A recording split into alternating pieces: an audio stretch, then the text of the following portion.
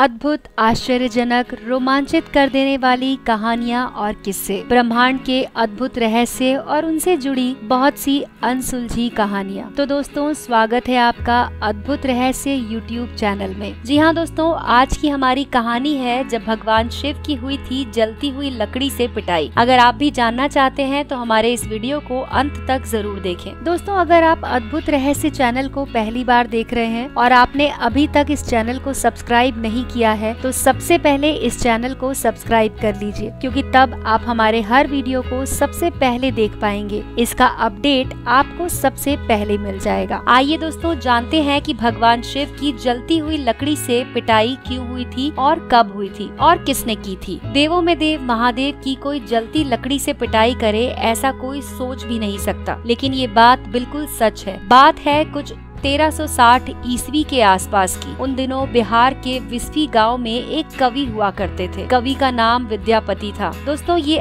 आज वाला बिहार नहीं है, ये बिहार जहाँ पर अभी है उस जगह की बात है। कवि का नाम था विद्यापति। कवि होने के साथ साथ विद्यापति भगवान शिव के अनन्य भक्त भी थे। इनकी भक्ति और रचनाओं से प्रसन्न होकर भगवान शिव को इनके घर नौकर बनकर रहने की इच्छा हुई। भगवान शिव एक दिन एक जाहिल गंवार का वेश बनाकर विद्यापति के घर आ गए। विद्यापति को शिवजी ने अपना नाम उगना बताया। विद्यापति की आर्थिक स्थिति ठीक नहीं थी, अतः उन्होंने उगना को नौकरी पर रखने से मना कर दिया। लेकिन शिवजी मानने वाले कहाँ थे। सिर्फ 2 वक्त के भोजन पर नौकरी करने के लिए तैयार हो गए। इस पर विद्यापति की पत्नी ने विद्यापति से उगना को नौकरी पर रखने के लिए कहा। पत्नी की बात मानकर विद्यापति ने उगना को नौकरी पर रख लिया। एक दिन उगना विद्यापति के साथ राजा के दरबार में जा रहे थे। तेज गर्मी की वजह से विद्यापति का गला सूखने लगा, लेकिन आसपास कोई जल का स्रोत नहीं था। विद्यापति ने उगना से कहा, कहीं से जल का प्रबंध करो, अन्यथा मैं प्यासा ही मर जाऊंगा। भगवान शिव कुछ दूर जाकर अपनी जटा खोलकर 1 लोटा गंगा जल भर लाए। विद्यापति ने जब जल पिया तो उन्हें गंगा जल का स्वाद आया और वो आश्चर्यचकित हो उठे। इस वन में जहाँ कहीं जल का स्रोत तक नहीं दिखता, वहाँ गंगा जल कहाँ से आ गया। वो भी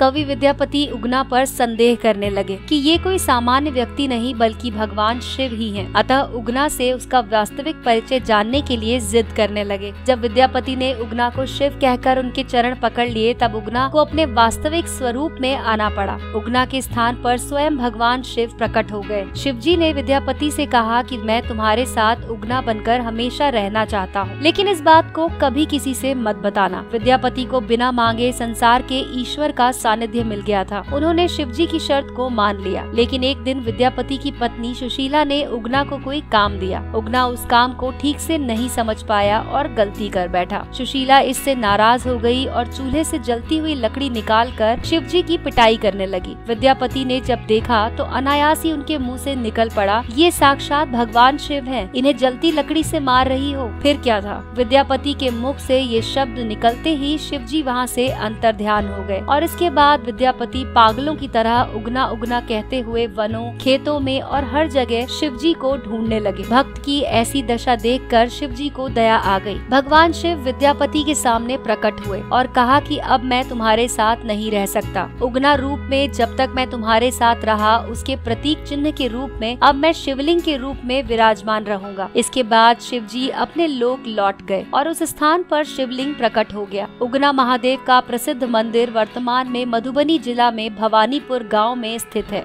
हमारे इस वीडियो के बारे में अपनी राय व सुझाव आप हमें लिख सकते हैं हमारे वीडियो के कमेंट सेक्शन में। इस वीडियो को जरूर लाइक कीजिए दोस्तों, और अपने परिवारजनों के साथ भी शेयर कर सकते हैं। अद्भुत रहस्य, अद्भुत कहानियों के लिए देखते रहिए अद्भुत रहस्य चैनल।